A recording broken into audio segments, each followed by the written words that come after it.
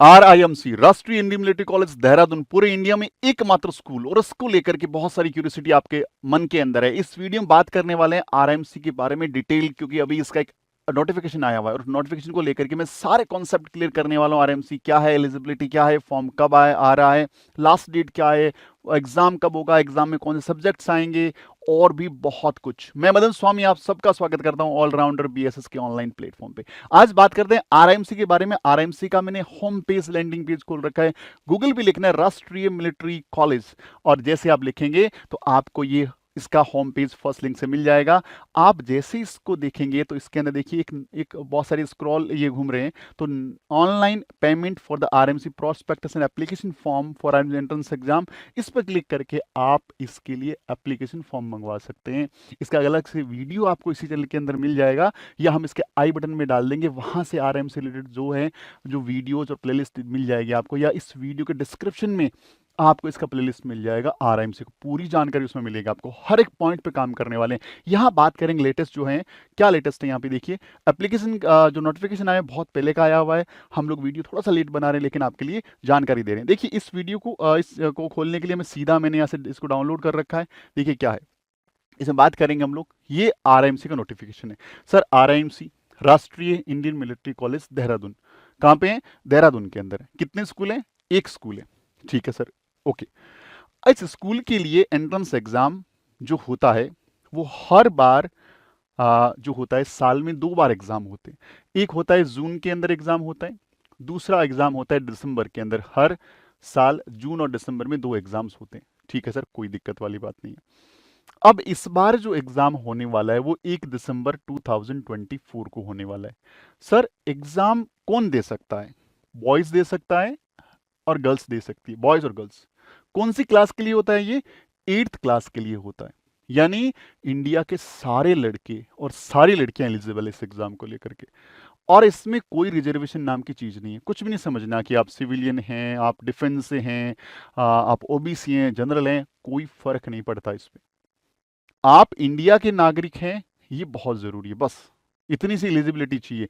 आप इंडिया के किसी भी स्कूल में, गांव में, शहर में, या कहीं भी ढाणे में पढ़ रहे हैं, बस गवर्नमेंट स्कूल या रिकॉग्नाइज्ड कोई दूसरी भी स्कूल जो गवर्नमेंट से ऑथराइज्ड हो, वहां के बच्चे हैं, तो आप इस एग्जाम को लिख सकते हैं। सर सीट्स कितनी है जब एक ही स्कूल है तो? सर इसमें 36 लड़के और 5 गर्ल्स, 5 लड़कियां, यानी 36 बॉयज एंड 5 गर्ल्स हर 6 महीने में लिए जाते हैं। सर सीट्स तो बहुत कम है, बिल्कुल सीट्स कम है। इसका अलग से एक वीडियो बना देंगे कौन से स्टेट में कितनी सीट है। स्टेट वाइज सीट्स रहती है इनकी, और लड़कियों की सीट्स भी स्टेट वाइज तो हो नहीं सकती, स्टेट तो बहुत है, सिर्फ लड़कियां 5 ही हैं। तो यहाँ पे भी आपको पूरा डिटेल एक वीडियो सीट नाम से आपको इसी चैनल पे मिल जाएगा, उसको जरूर से देखिएगा, आपको इसकी पूरी इन्फॉर्मेशन मिल जाएगी। ठीक है सर, कोई दिक्कत वाली बात नहीं है। सर इस एग्जाम में क्या आता है? सर इस एग्जाम में कौन से सब्जेक्ट्स आते हैं? तो सब्जेक्ट की बात करें तो इसमें 3 सब्जेक्ट्स आता है, English, maths and general knowledge. तीनों के ही रिटन पेपर होते हैं सर। तीनों पेपर में लिखना पड़ता है, लिखना पड़ता है, यस। ये MCQ बेस्ड नहीं होता।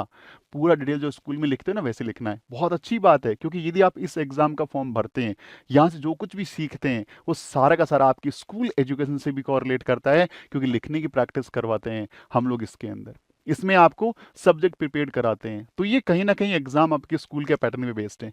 सर इंग्लिश जो होता है 125 मार्क्स का आता है, मैथ्स 200 मार्क्स का आता है, और जीके 75 मार्क्स का आता है। टोटल जो पेपर होता है 400 मार्क्स का होता है रिटन पेपर। ठीक है सर, कोई दिक्कत वाली बात नहीं।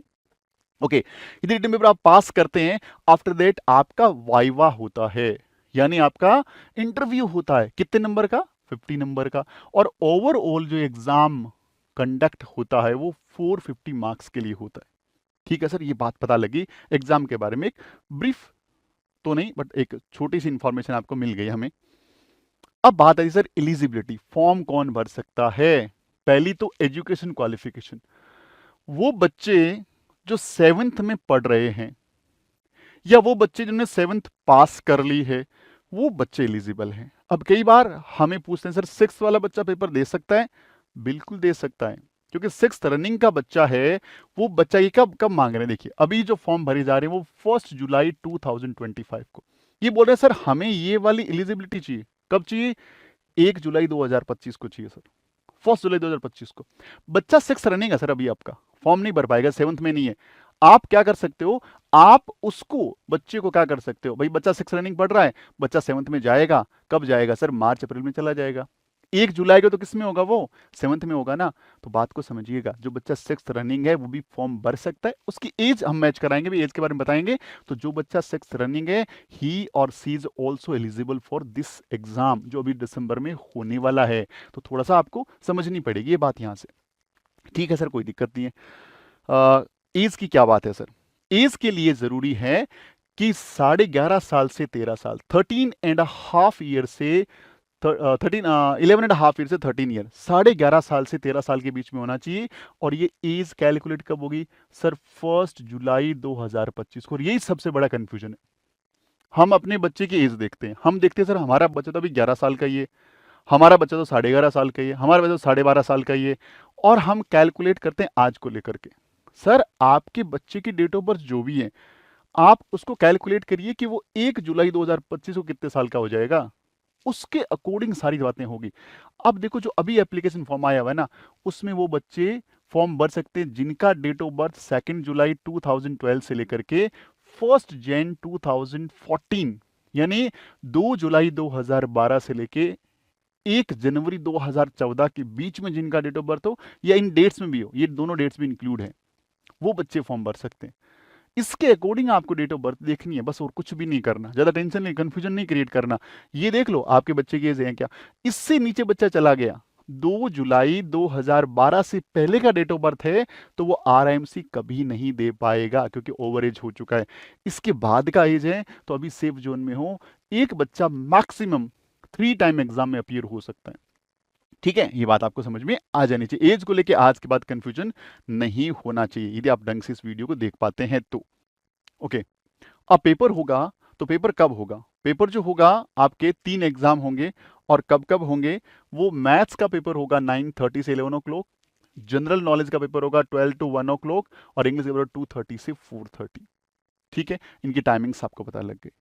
अब बात आती है वाइवा की, तो वो वीडियो में अभी हम डिस्कस नहीं करेंगे वाइवा में क्या आएगा, और हम लोग इसमें बात नहीं करेंगे, चीज़ों के रिजल्ट्स की बात नहीं करेंगे। अब हम लोग जो काम की चीज़ है कि आप एप्लीकेशन फॉर्म कैसे मंगवाते हैं, इसका अलग वीडियो आपको इसी चैनल के ऊपर मिल जाएगा, पूरा डिटेल वीडियो, बढ़िया ढंग से घर बैठे फॉर्म खुद मंगवा सकते हो, किसी पे डिपेंड होने की रिक्वायरमेंट नहीं है। ठीक है सर, कोई दिक्कत वाली बात नहीं है। डॉक्यूमेंटेशन क्या चाहिए वो मैं डिटेल बता देता हूँ आप लोगों को। यहाँ पे बच्चे का बर्थ सर्टिफिकेट मैंडेटरी है, जो म्युनिसिपल कॉर्पोरेशन या ग्राम पंचायत डिक्लेयर करती है वो जरूरी है। डोमिसाइल 100% जरूरी है, डोमिसाइल यानी मूल निवास, वो इसके लिए बहुत जरूरी है, वो होना ही होना चाहिए बच्चे का।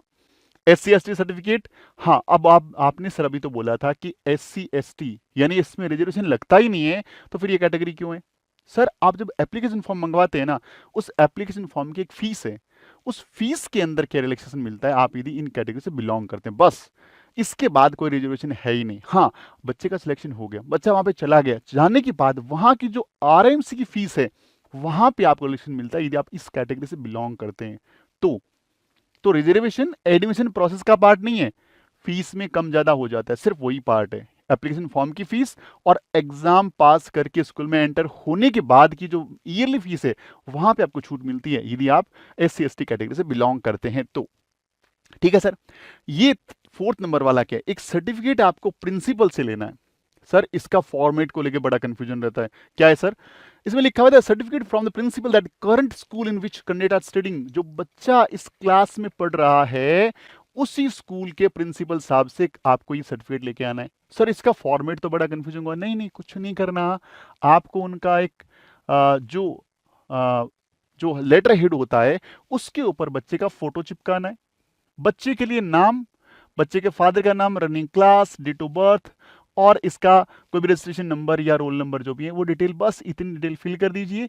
प्रिंसिपल सर का यहाँ पे एक साइन और स्टेम, और एक नीचे साइन और स्टेम, और नीचे जो लाइन लिखते हैं कि हम इसके उज्जवल भविष्य की कामना करते हैं या हम इसके बेटरमेंट के हम लोग कामना करते हैं, बस ये फॉर्मेट बना लो, कोई फिक्स फॉर्मेट नहीं है इसका, ये इन्फॉर्मेशन होनी चाहिए, बच्चा स्कूल का है, बच्चे का क्लास ये है, बच्चे का डेट ऑफ बर्थ ये है, बच्चे का रजिस्ट्रेशन नंबर ये है स्कूल का, तो ये सारी चीजें यहाँ पे मेंशन हो, बस यही फॉर्मेट है इसका, कोई स्पेशलाइज्ड फॉर्मेट नहीं है, ये आपको प्रिंसिपल से लेना है।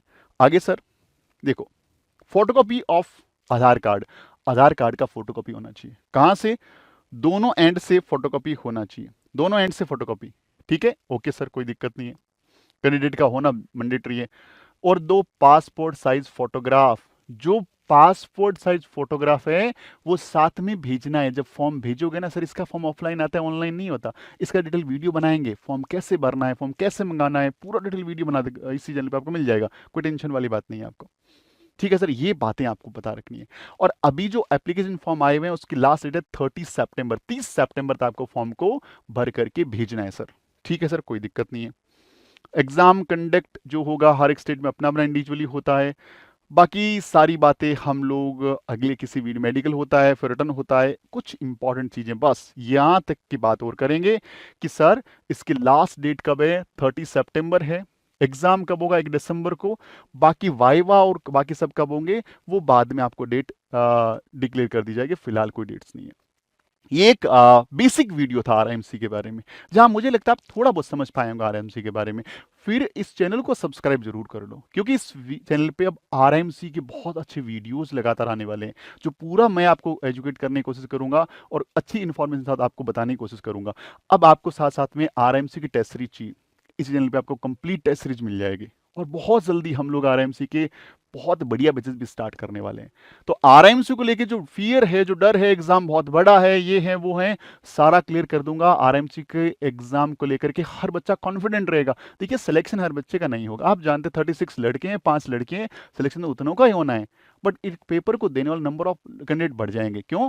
क्योंकि इस पेपर को देने से आपकी पार्ट ऑफ पर्सनालिटी डेवलप होती है।